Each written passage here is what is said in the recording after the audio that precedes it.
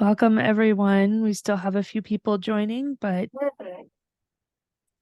Gail, I think you can take it away.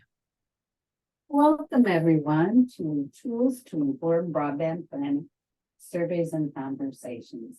We're really happy that you could join us today for our third in our four-part series on broadband planning and community engagement. Today's session is sponsored by the University of Wisconsin-Madison Division of Extension's Organizational Leadership Development Program and Extension's Community Economic Development Program, and the Wisconsin Public Service Commission. I'm Gail Height, Community Broadband Outreach Specialist with UW Extension, and I'm going to serve as your facilitator today. I want to thank my two colleagues and recognize them, Jessica Beckendorf and Chris Stark. Jessica and Chris will be working behind the scenes to make sure things run smoothly today, and we'll be monitoring the waiting room and the chat. Before we begin, I want to go through a few housekeeping details. Please mute your mics unless you're speaking. We're going to have plenty of opportunities today for you to do some discussion and ask questions. If you have immediate questions, please drop those in the chat. Our intent is to go through 30 minutes of content, and then we will go back to questions and answers at the end. If you have something pressing, please jot it in the chat as soon as you think of it, and we will make sure we get to that in the second half of the hour. Also, we'll have some worksheets that Jessica will be dropping the link in the chat for you to download that our two speakers will be referencing throughout our program today. I'm very fortunate today to have with me Barry Hockman. Barry is the Community Development Educator in Iowa County with UW Extension, and Sharon Lesberg. Sharon is the Community Development Educator in Dane County. And these are folks who have boots on the ground and are going to share with us their experiences in working with surveys and conversations. Before we do that, though, I'd like to remind people about Internet for All. That's kind of the overarching theme that we are covering in all of our presentations and our workshops. Internet for All, when we take a look at our definition in Wisconsin, we really mean all Wisconsinites will have access to affordable broadband service and equitably share in the benefits of broadband technology. Our mission is to make high-speed internet available and affordable for all Wisconsinites. Internet for all is important because it improves and enhances health, education, economic opportunity, and quality of life for everyone. And with that, I'm going to turn it over to Barry and Sharon, and welcome everyone. Barry? Thanks, Gail. Appreciate it. Good afternoon, everyone. As Gail mentioned in her introductions, I'm Barry Hopman, Community Development Educator in Iowa County. Certainly excited to join you today on this webinar. It's great to see so many people on here. Appreciate your participation. So today we're going to focus on what we are calling public engagement. And there are two areas that we kind of plan to focus on today, and that's surveys and exploratory conversations. As you will see on your screen, our objectives for this workshop are first, to discuss when and how to use surveys to gather input from the public in your broadband and digital equity planning. And second, to explore various types of exploratory conversations that you may have as you dive into your broadband expansion opportunities in the areas that you live and work. Thanks, Barry. Good afternoon, everyone. I'm Sharon Lesberg, Community Development Educator in Dane County, and thank you for being here. Some of you may have attended the webinar last week where Sarah Schlosser covered the concept of community engagement, or the process of involving the public in problem solving, planning, policy setting, and decision making. And one aspect of community engagement, as Gary mentioned, is getting input from the public about your issue. And so that's our topic for today. of surveys, exploratory conversations, so that the public can be informing your broadband efforts. Both Barry and I have been involved in creating and distributing surveys in our communities. And we feel that in many cases, it's very beneficial for a broadband committee or for community leaders to conduct a survey in order that you can learn about existing broadband service, about the need for broadband expansion, and even the potential barriers to developing your broadband infrastructure.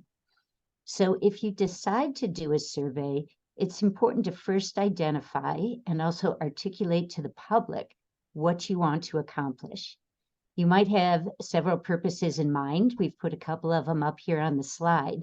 For example, elevating the discussion about broadband within a community. A survey is a way to get that started, to start promoting discussion amongst residents. Or you may be looking to determine where are the geographic areas where you need to expand your broadband service. Are there whole regions that are underserved, or are there just gaps and edge effect? Where are those? So survey can help you identify those. Another reason for doing a survey is to understand the extent to which residents are willing to subscribe to a broadband service. Because if you have that data that there's interest in subscribing, it's more likely that you can get an ISP on board to take interest in that area. Surveys can also be used to help build a case for funding or for municipal support or increased attention from your elected officials to address broadband and lack of broadband. And they can shine a light, as we talked about before, on potential barriers to expansion, such as affordability or familiarity with technology or even geographic constraints. So understanding your reason for doing the survey first will help you inform what the questions are that you ask in the survey. And likewise, the benefits that you get from the survey are many. First, you'll have a documentation of the need, and that can either complement or correct the data that we currently have on the PSC maps. If you have a clear sense of the need, then you can go to your county committees or your decision makers and advocate for increased funding, perhaps to supplement grants or to help with developing studies of your infrastructure need or helping your communities apply for grants.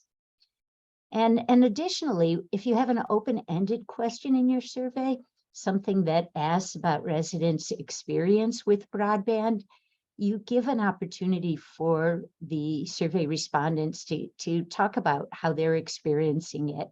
And that's powerful testimony that you can then use to show about what's the impact if there's lack of access to broadband.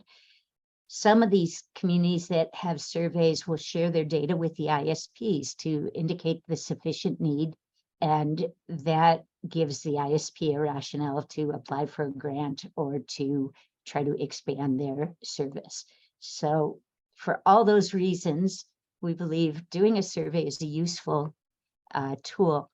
Before we go into considerations, we want to put up a brief poll. Jessica's going to launch this poll, and this is just to give us a sense of how many in the audience have already done a survey. So I'll give you a minute to submit an answer.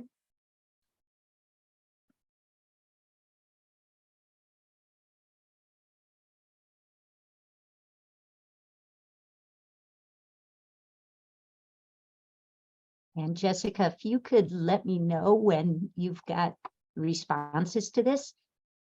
Oh, yeah, I realize you all can't see this.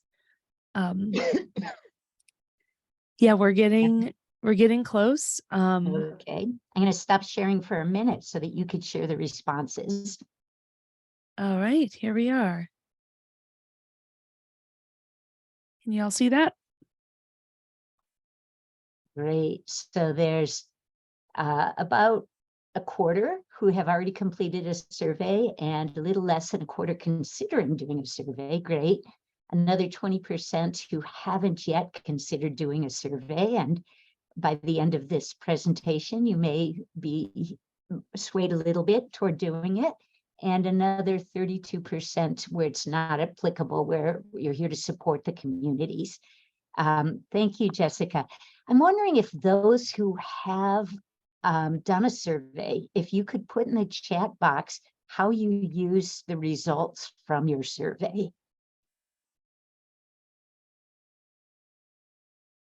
And Chris, I'm going to have you tell us when we have some responses. I'll also invite anyone to unmute and share with us how you've used the survey.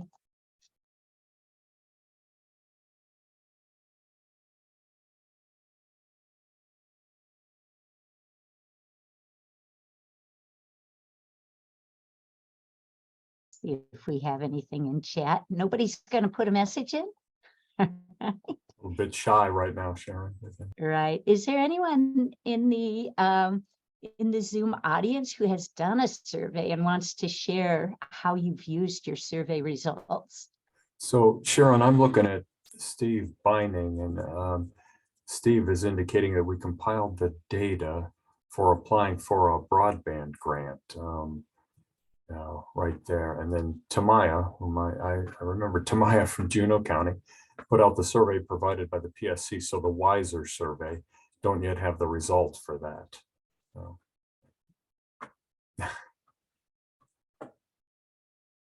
Okay, Tamaya, thanks.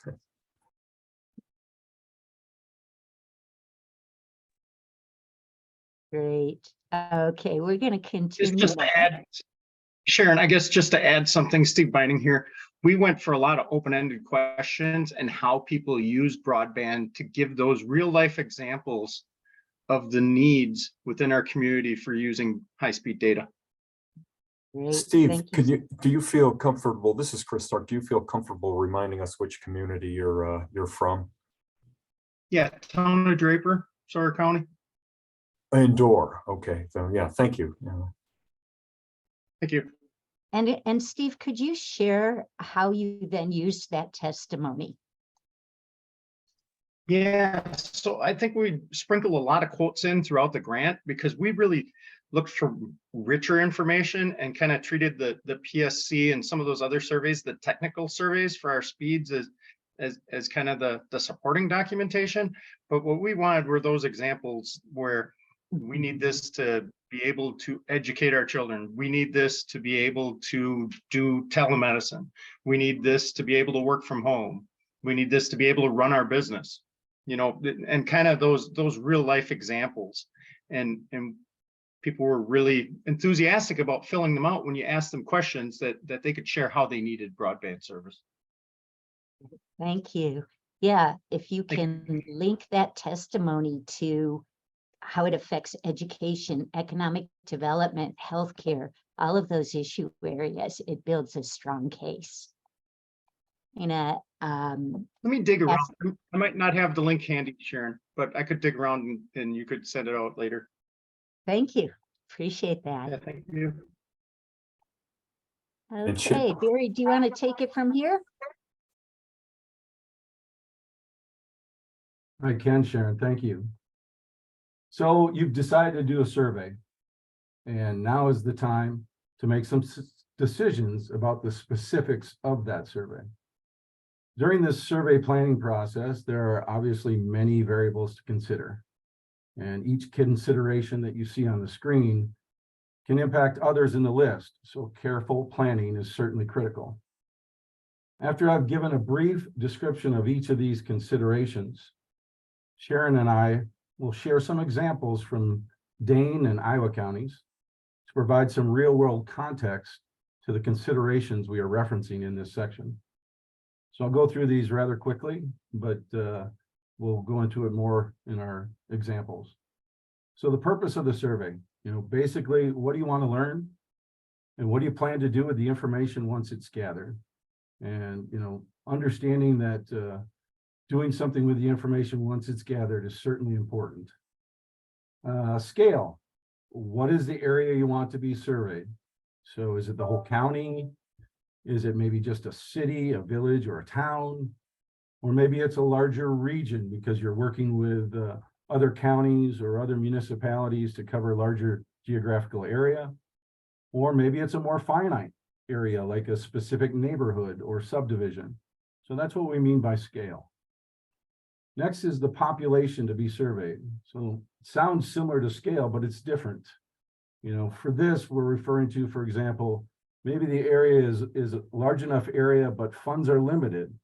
So maybe you're only looking to gather just a statistically significant sample and not disseminate to every address in that area.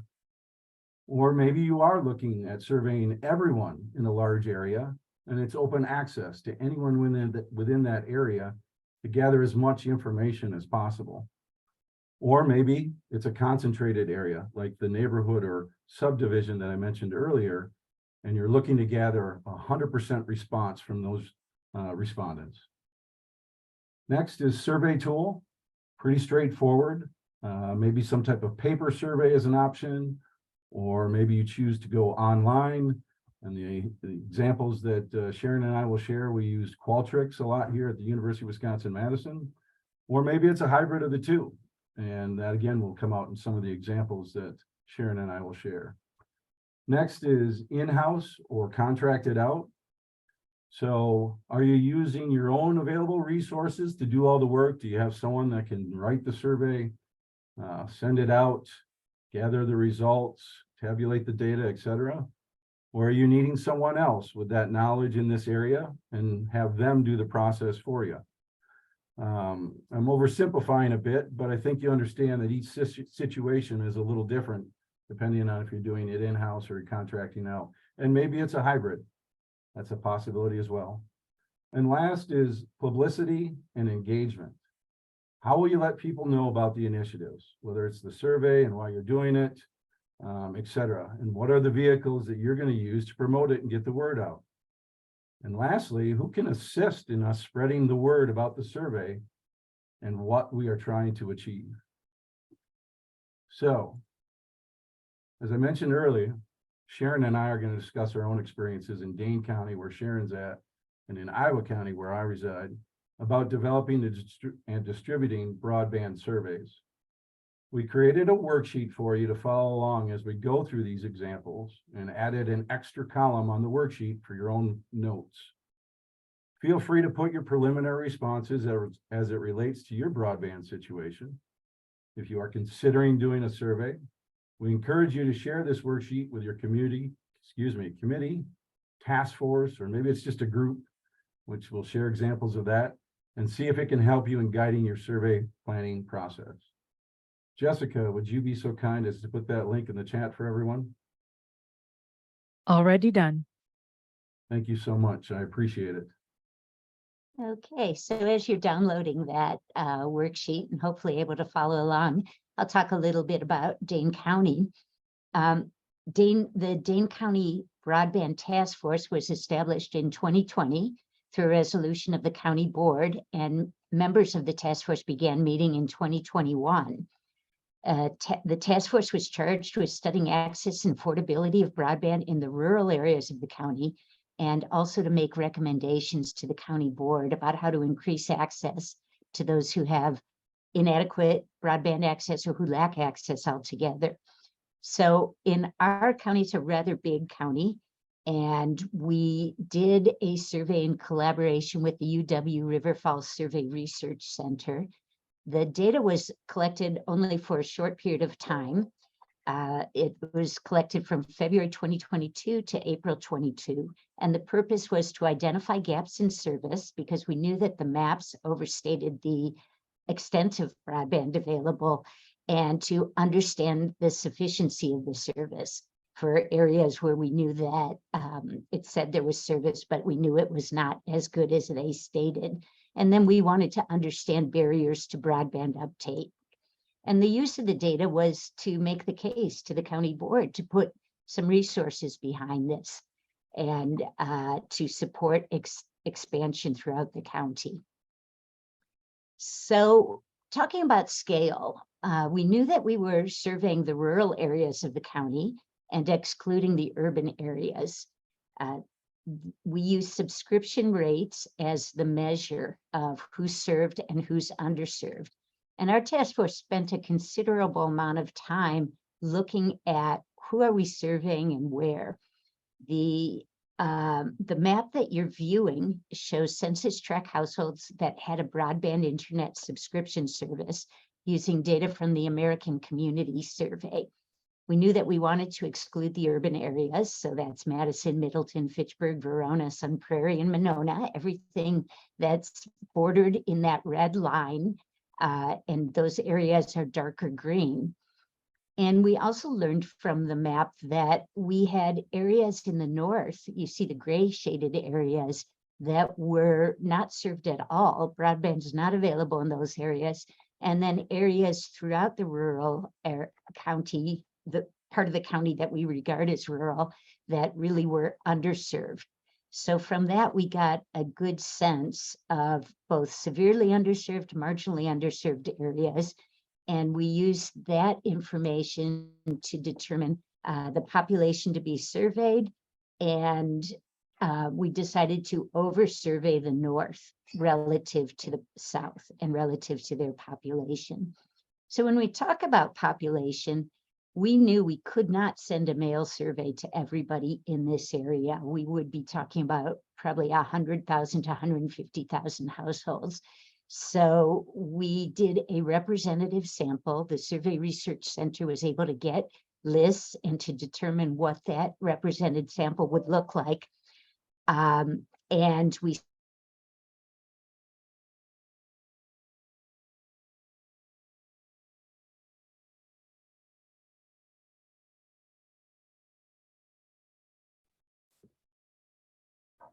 All right, not certain what quite happened there, is that, but let me go back and pick up for a second on what, because I wanted to go back to Sharon's initial question that she posed 10 minutes ago.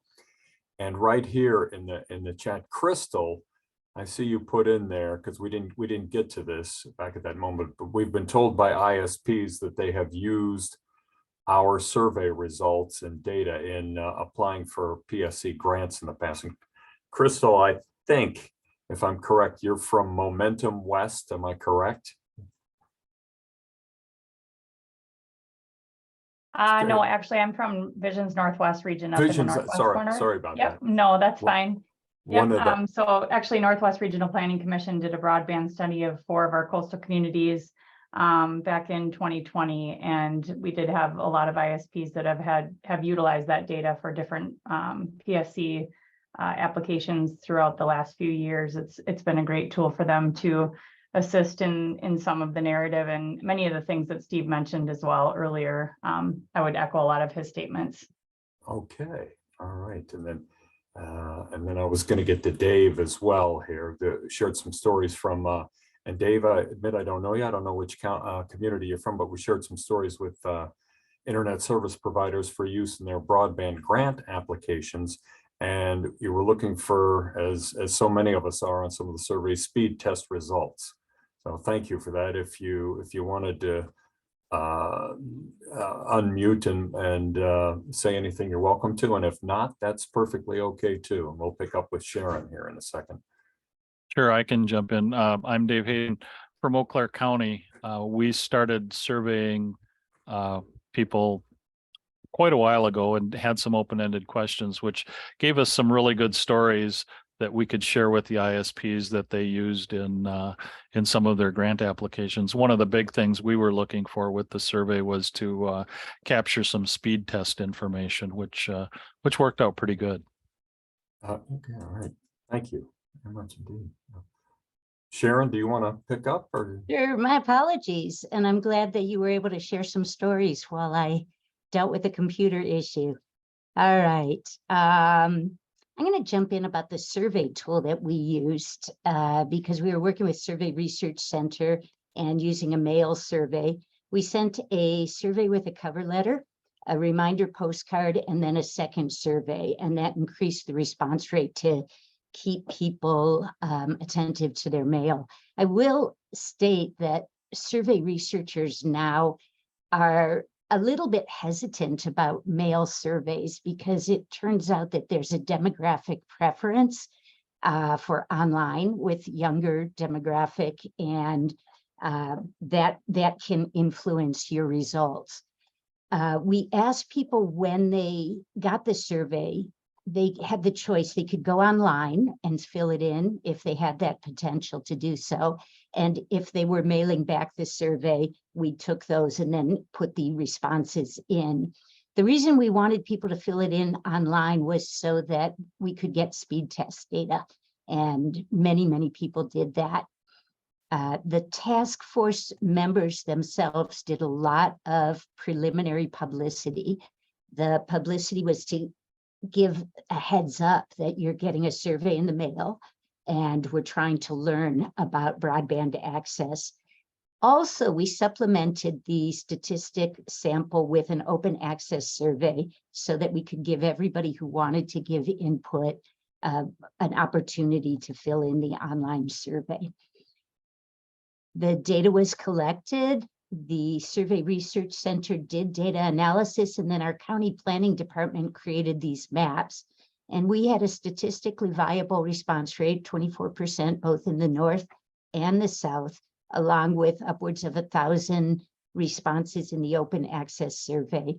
And the survey confirmed what we had a sense to be true, is that over 40% of the rural areas in Dane County lack broadband service, as defined by the PSC at 25.3. And those who had service reported that it was slow, unreliable, and expensive. And this despite numerous ISPs serving the county and proximate to Madison. So the survey was very useful to us. We were able to use the data to inform county supervisors and to request additional funds to do an infrastructure engineering assessment. And as of this coming week, we will have a broadband coordinator for the county to help municipalities and help our townships write grants. Barry. Thanks, Sharon. So Iowa County was a little different, and my graphics on the screen aren't going to be anything that you're going to be able to read. It's just kind of giving you a representation of some of the information that was collected. So as I was saying, Iowa County was a little bit different. I like to tell people we sent out this survey in a perfect storm. The survey was sent out in September of 2020, 5 months into the pandemic. Everyone was at home. Adults were working and learning remotely from home. School-age children were learning remotely from home. Everyone had perfectly good broadband connections, and it was great, right? You know, not so much. So sure, there were many that had services they needed and what they needed to do online, but there were many who didn't, especially in our rural areas. And as a result, we knew we would most likely have a captive audience. Moreover, we knew that we could probably get away with a longer survey, as many of the respondents would be more willing to share what they were experiencing. So it wasn't your typical survey at 12 pages and 42 questions. So anyways, Iowa County had done a broadband survey in the fall of 2017. More broadband monies were being made available. And now is the time to build a case in our mind for broadband investment and to find partners that were willing to collaborate. So in our survey, the purpose was certainly similar. Obviously, the identifying gaps in the PSC maps and the extent of broadband availability within the county, demonstrate the need and the value that people put on having good broadband. So we asked questions like, what would you be willing to pay for service? You know, would you be willing to pay a setup fee of as high as $1,000 one-time fee? So we really wanted to dig deep into the need and the value of these services. As someone mentioned when they were talking about how they use their survey or what they put in there, you know, we certainly asked how were services being used now and maybe what their goals were for the future, whether it was to start their own business, home-based business, or they were planning to get an online degree at some point. So having an idea of the importance of where that was going to be used in the future. And obviously the use of the data was to obviously get better data to suggest that, you know, this was a serious need in the county and it was important to put resources behind the broadband expansion efforts. So I want to say that because of the pandemic, you know, our work was different, our ability to interact was different, so we needed to creative ways at finding things to do. Iowa County had a strong relationship with our regional economic development organization, which was Southwest Wisconsin Regional Planning Commission in Platteville, which is in Grant County. And they too were looking at broadband, and they were doing some GIS mapping to help them understand, and us, the broadband challenges visually, and for more robust tools to identify some gaps and potential opportunities. So we created a great partnership with Southwest Wisconsin Regional Planning to do some great GIS tools that took an opportunity to look at survey data that we had collected in 2017, and then we compared it to the data that we were collecting in 2020. The scale of our survey was all of Iowa County. We looked at the whole county, about 24,000 people roughly in Iowa County. And there was a couple exceptions, and I'll talk about that in a little bit. But our goal was to survey the whole county and understand the gaps and the needs. The population to be surveyed, we basically took the tax roll and we gathered all the physical addresses in the county.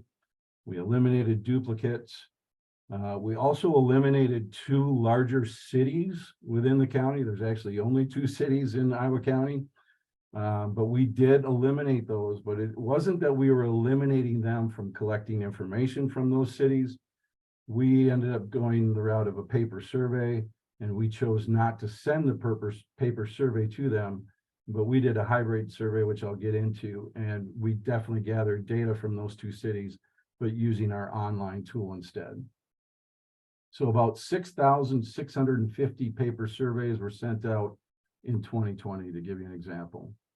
So in our survey tool, we did an open access survey, large population, as I mentioned, 24,000 people. We mailed out a paper survey, 12 pages, 42 questions, longer than your typical survey, but again, captive audience, everyone's at home ready to share their experiences. We used an online survey tool called Qualtrics. This is how we plan to include the 2 cities that I talked about. When we sent out our survey, on the first page of the survey, we encouraged everyone to do this survey online. So we had a QR code on the front of the survey. We had a tiny URL that we had created for where we were housing our online survey, and certainly encouraged everyone to do it online if they could, but always wanted to give them the paper survey as an option for those that didn't have good broadband or just felt more comfortable filling out a piece of paper. In our survey, we did everything in-house. Our broadband group was myself in Extension and our county administrator. There was no committee or anything that was formed at the county level. The county administrator in Iowa County is well aware of the broadband challenges we were facing, and is very proactive, as well as our board being very proactive about trying to address some of these challenges. So we used some county administrative people for some hand survey entry for those that were doing paper surveys, but otherwise most of it was all Extension and our county administrator. So the county board approved the funds for mailing out the paper survey. For publicity and engagement, we did a press release initially in the local newspaper. We did a letter for the school districts to send home with their district correspondence to let people at home know about it that were certainly impacted by being able to do virtual learning. We did a Facebook campaign for awareness. We followed up with a postcard several weeks after sending out the survey. For those that had not responded, we also did another press release in the local newspaper. And throughout the whole time period, I think we collected responses over the course of 4 weeks.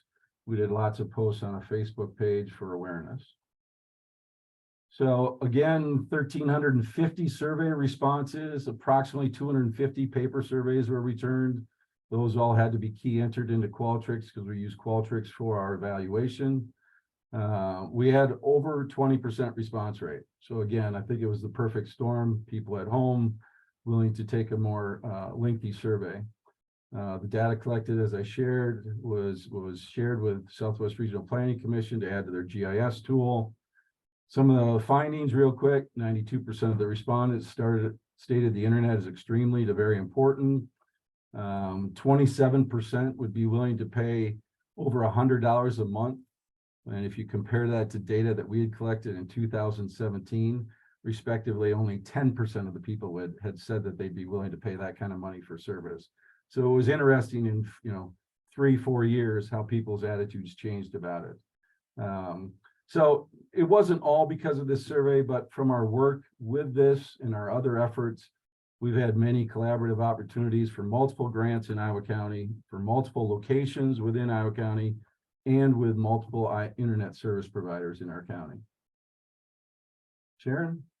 Thank you. So we want to share a few resources that are available to you to help with your survey.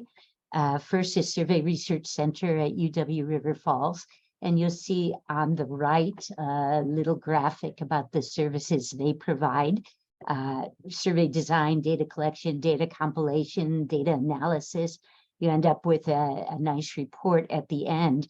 And I want to plug them because when we worked with them, we were able to do a lot of iterative discussion in developing the survey. Our task force was deeply involved in the questions that were asked in the design of the survey. The second bullet, UW-Madison Division of Extension, the Community Development Institute. If your county has a community development educator, that educator can be called on to help you. And in some cases, like in Barry's case, the educator will be able to help with the whole process of developing and distributing a survey. But likewise, if your educator is not involved in that kind of work, having an educator approach Survey Research Center will get you a bit of a discount. There are other private survey research organizations that you could also work with. We tend to promote the ones that are associated with our institution.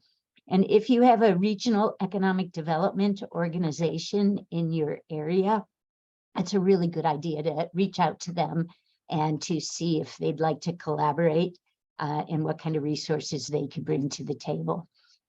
For examples of the survey, the link that Jessica had put in earlier, and I think she's putting it again, there's a couple survey examples that you can download, and you could use those to develop your own survey. The ones that you see put up there on the website are the paper survey versions, easily adapted to Qualtrics or any other online platform. I really recommend looking at other surveys as you're developing one. Our county started with Iowa County Survey, and we looked at it and we said there's some great questions here, but we were at the tail end of the pandemic, or at where people were at home, and we knew that we could not get a response rate to a survey that long. So we cut that one way back and then changed it up to meet the needs of our county. So those are good starting points, and you can also reach out and get some more. Barry. Thanks, Sharon. Appreciate it. Next, we're going to go into exploratory conversations. That's what we kind of referred to them. So there are certainly, many types of conversations that could be had. We wanted to create a short list of conversations that some that we've had, others that we thought would be worth mentioning, and are helpful certainly when you're considering doing a survey. So brainstorming, this could be your broadband committee, community leaders, neighborhood representatives, or just, any group that's gathered to begin the exploratory conversation. As I said, in Iowa County, it was just the county administrator and myself sitting there and talking about what's possible, who are the potential partners that we should be including in this conversation. What are some of the resources we could tap into? We knew we had some with extension. We knew about the Survey Research Center. What are the things that we can look at? Are there federal and state funding sources, et cetera? There's a lot of things that can be brainstormed in regards to what's possible, because what I'll tell you is this is not a one size fits all. So I wouldn't want you to think that what we did in Dane County or in Iowa County is going to be the same as what's going to happen in your county. So the choices regarding scale that we just went through, population to be surveyed, will all help determine the types of conversations that you may have as you go through this process. Educational conversations, bottom line, everyone needs to get up to speed on the need, whether it's the public, whether it's your group of collaborators, whether it's your county board or your village board or your town board, they need to get up to speed on the need for this. It's like electrification. We need good broadband in today's world to move forward, and the potential it has for other opportunities. So linking it to economic development and public health and telehealth and education, whether it's K through 12 education and virtual learning, or it's continuing education opportunities for adults and college students, et cetera. So that, along with understanding the potential funding sources and understanding the technologies associated with the broadband delivery. So all of those are educational conversations that are important to have. Collaborative and planning. Coming up with that plan, that's your committee, that's your group of people working on it, but it really needs to be collaborative. And what I mean by that is it's a good opportunity to be working with your internet service providers that understand what the challenges are in your county, and working with them to understand where they anticipate expanding within your county. All of the funding sources that most of us use right now with grants require that public-private partnership.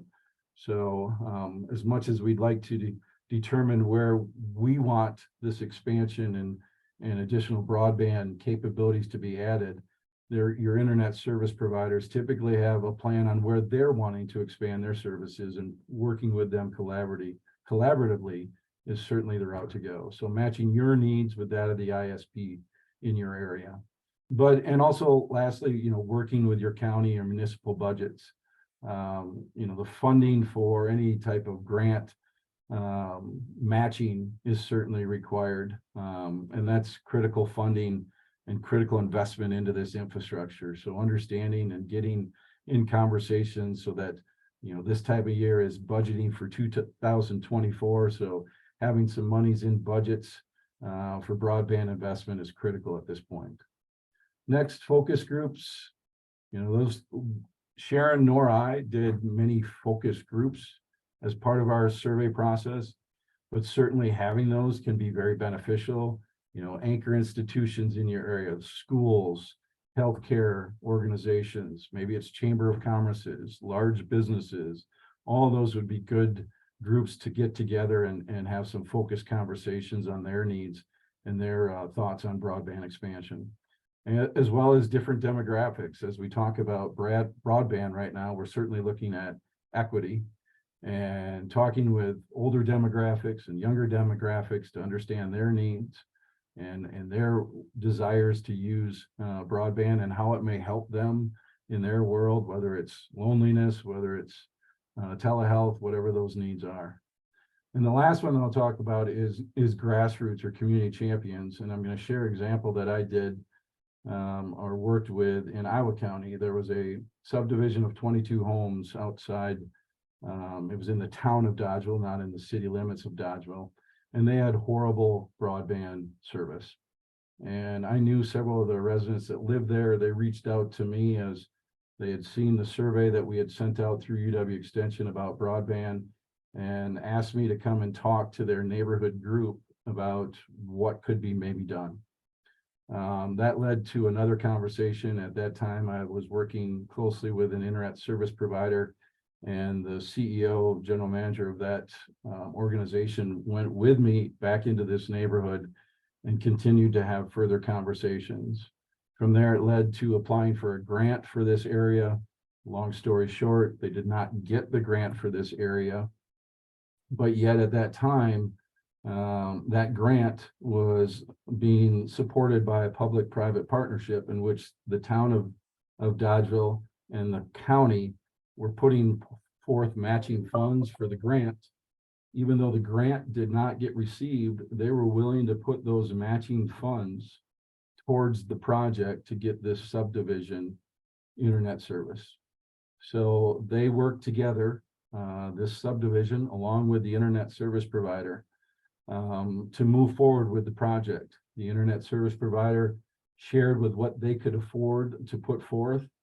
The difference was paid for by the 22 households within this subdivision. They raised $75,000 one-time cost to put fiber to the home in this example. And it was led by a couple of individuals, husband and wife, that went around and gathered data for surveys and so on to help lead the charge when it came to doing the grant application, but ultimately led the charge in getting people to accept that there needed to be a one-time fee in order to get world-class service with fiber to the home to their premises. So it was a great example of a creative solution, grassroots of citizens and private business and governmental entities working together to find solutions in broadband. Hey, Barry, yes. as we transition to the next slide, I want to point out Gina's question in the chat here. And her question to you is, would you be willing to share a list of all the marketing you did to get the survey out? So meaning the Facebooking, etc. And all No problem at the, all. Be happy to share all of that. all right. Memos of understanding that we had with the county board with some of these things, etc. Willing to share any of that. So we're at 12:46, and initially we had talked about maybe doing an activity here, but we're going to go and move on to wrapping up so that we have time for questions. So Gail, I'll let you wrap up.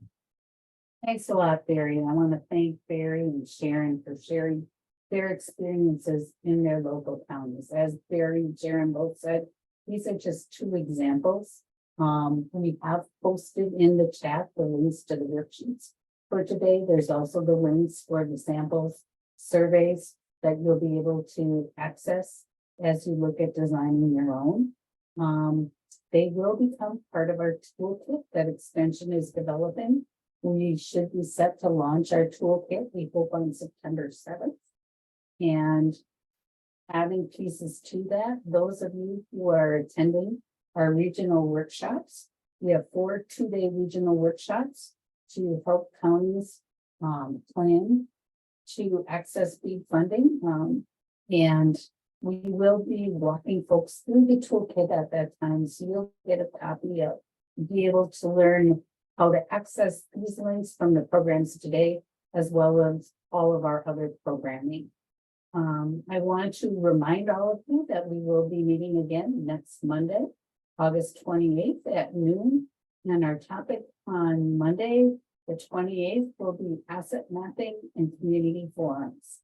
And now I welcome you all to stay online, and we will answer questions that you may have of Barry and Sharon, or any other questions you may have about broadband planning. With that, Chris, I will turn it over to you to do some facilitation of the questions. Well, let's make sure that Gina's question gets answered there. I just want to be certain that because she had asked let's go back to it here. Would you be willing to share a list of all the marketing you did to get the survey out? You mentioned that. But I just wondered if you wanted to repeat that. If Gina's still on. Which I think she is, so yeah. I want to make it. Go Hi, ahead, Gina. Barry. So I did catch, you said you would be willing to share that information. You bet, no problem at all. Okay.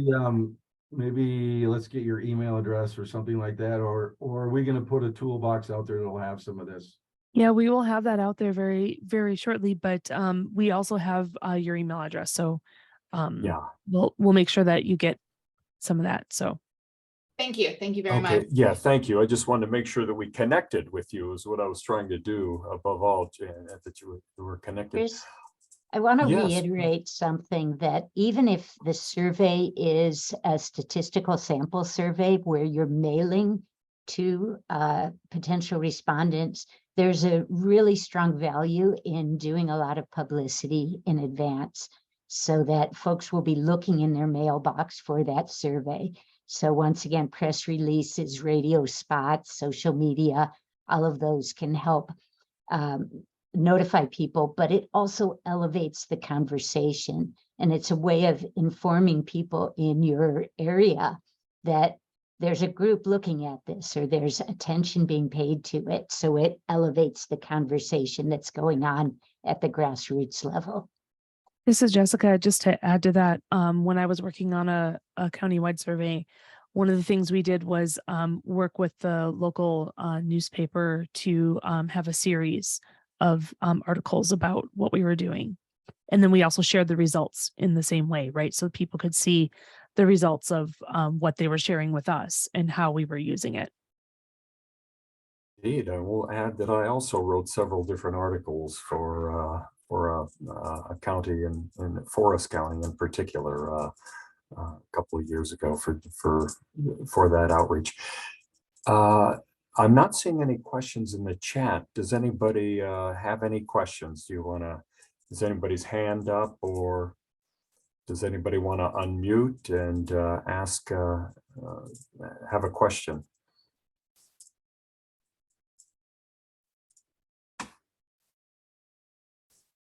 I'll maybe just say that, the surveys that we put together are certainly not perfect in any stretch, use them as examples. I found many things that I think I would do differently if I was to do another survey.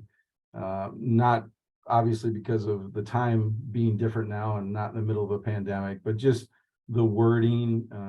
You have to be really concise with what it is that you're asking for.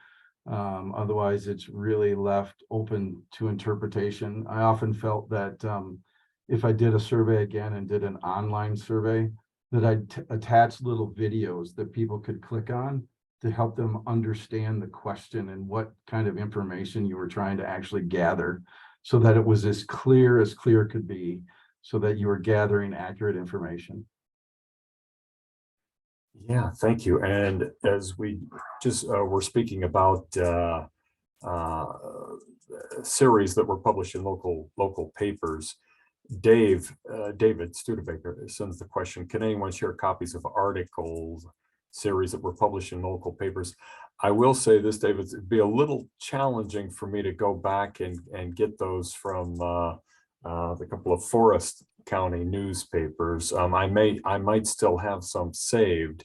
It can be, Jessica, I don't know if you have any of those, access to any of those at your fingertips. It's the time in that one, in my case, I would say. Now, I'll have a few that I can share. You have a few that you can share? Yep. So I'll get them to Jessica, and when she shares this repository of stuff that others can access, they'll be in there. And Jason says having video explanations assumes internet connectivity fast enough to, that's right. That's right. That has been a little bit the acid test, if you will, of the internet, Jason. Now, any other questions or commentary before we sign off here? And we'll give you at least 5 or 6 minutes back of your not much, but of your day. Chris, this is Cliff Albertson. Yeah, hey, Cliff. I had a comment on the grassroots and the community champions. Those are very, very good ideas. And our experience, when we get community or broadband champions together in the same room from different disciplines, they can see that broadband is widely needed across the spectrum of organizations, and they feed on each other. And you can really have a very, very good meeting if you get some people and have a facilitator that can keep the conversation going. So anyway, I just wanted to mention that. Thank you indeed, for sure, Cliff. And you would know that. You've been pretty involved for the last several years. So, any other questions or commentary before we sign off here? Because if not, then enjoy the rest of your day. And we thank you very much for signing in with us today. Thank you.